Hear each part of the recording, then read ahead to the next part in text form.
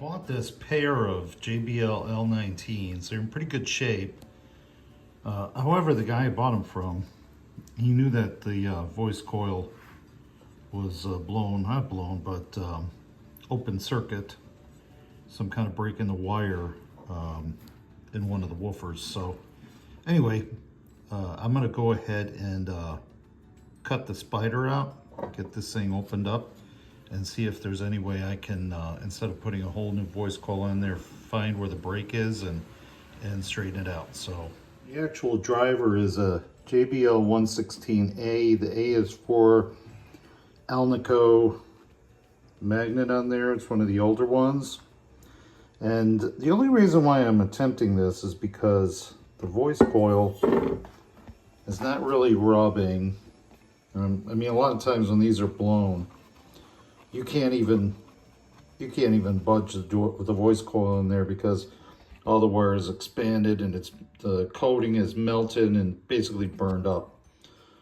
This is not like that. This one has good movement. It's free. It's not locked up. So I'm going to go in there and investigate. I've ordered a new voice coil just in case, but I'm gonna open this up and we'll see what it looks like on the inside. So I cut the voice coil, the spider, to release and desoldered the leads to separate this, or to take this off. The nice thing about what this guy did is he was refoaming it, and because the continuity was broken, he didn't glue down the surround. So pretty much cut it really close on the very edge of the spider, so I can go ahead and, I've done this before. I know a lot of people will probably say, oh, you can't do that, but I've done it before and it works pretty good. So I've saved quite a few voice coils by doing this. Like I said, I have one on the way just in case I can't figure out where the break is, but I've taken a pretty close look at this, and you can see it's not burnt or anything. The wire looks in really good shape. The only thing is there's you can tell a couple areas where it got rubbed, but that was probably before it was refoamed, and somebody was probably playing it and only the spider was attached, keeping it in place, so it was probably clacking around. So anyway, the leads come up, if you can tell, come up through this area. You can see the raised cardboard or tape that's on that voice coil. And it comes up through there. I'll have to take this dust cap off.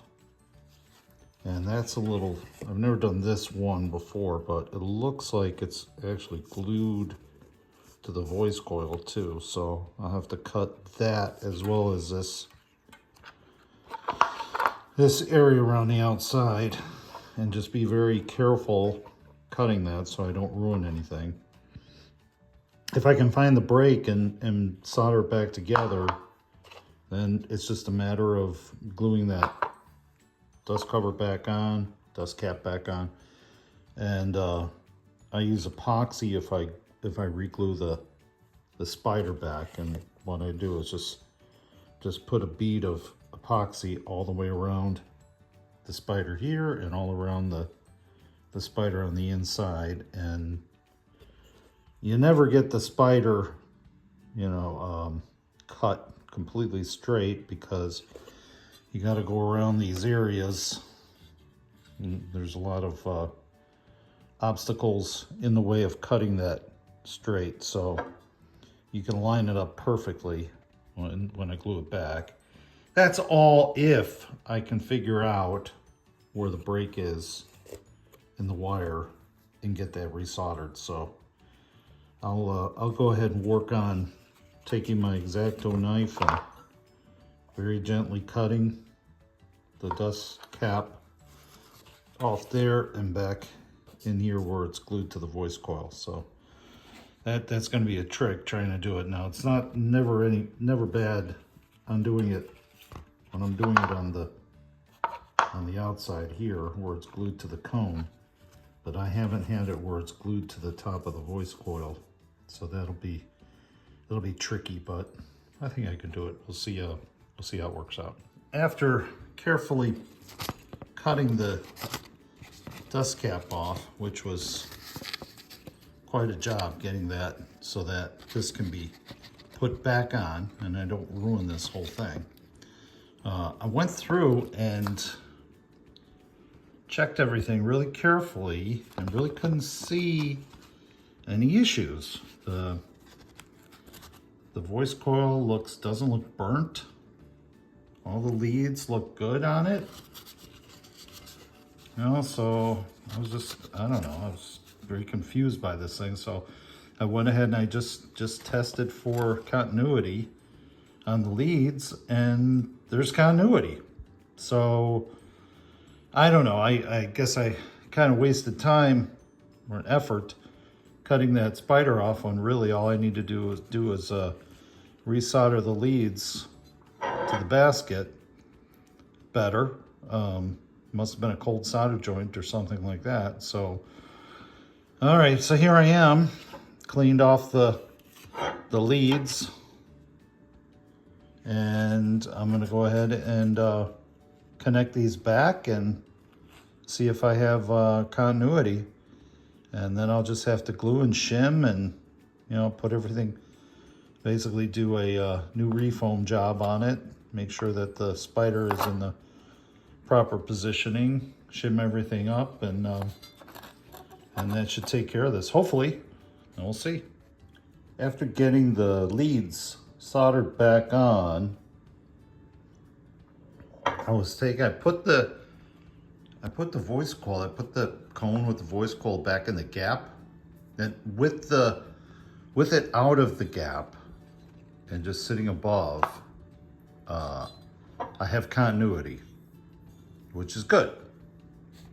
But then when I put it back in the gap, I would have continuity, not continuity.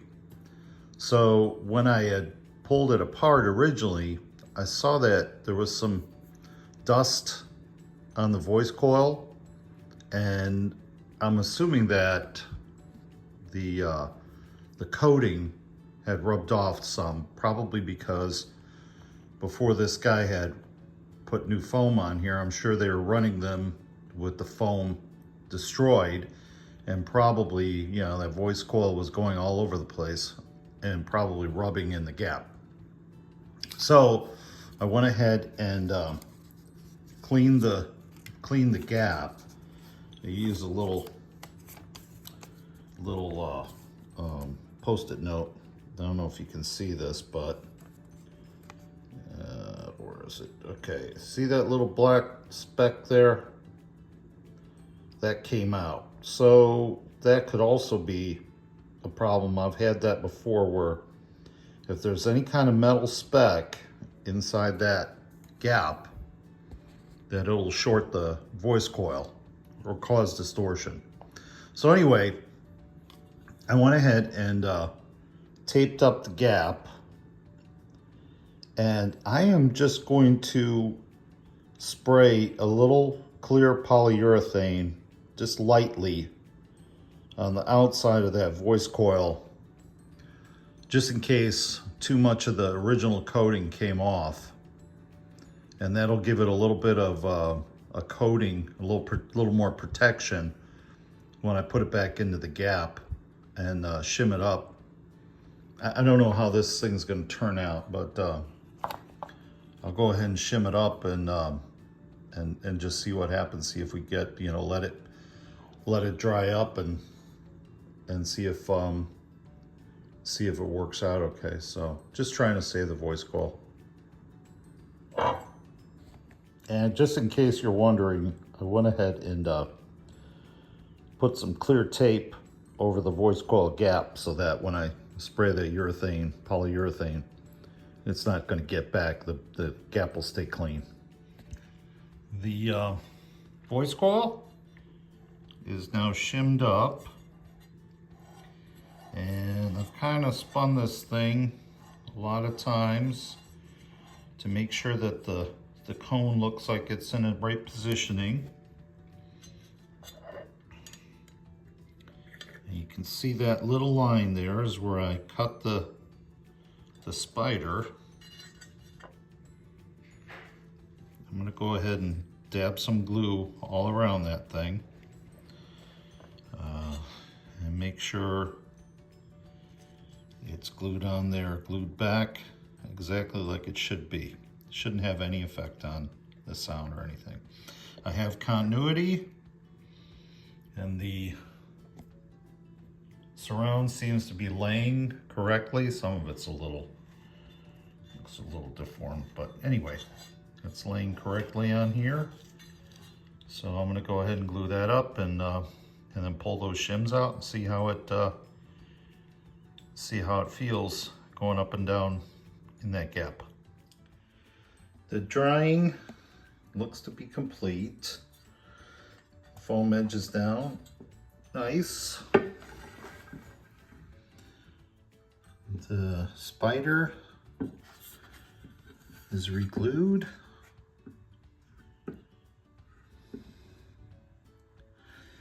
And let's go ahead and take the shims out. And make sure when you do the shimming, if you've never done it before, that your last shim is extremely difficult to get in there. Then you know that it's tight. All right, so that's done.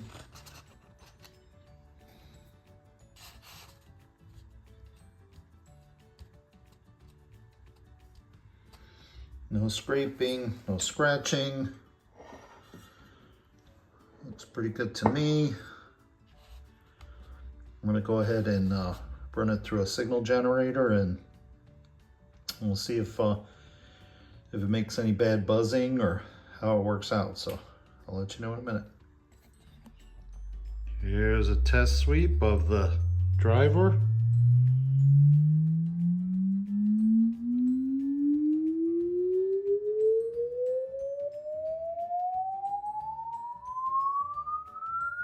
Sounds good to me.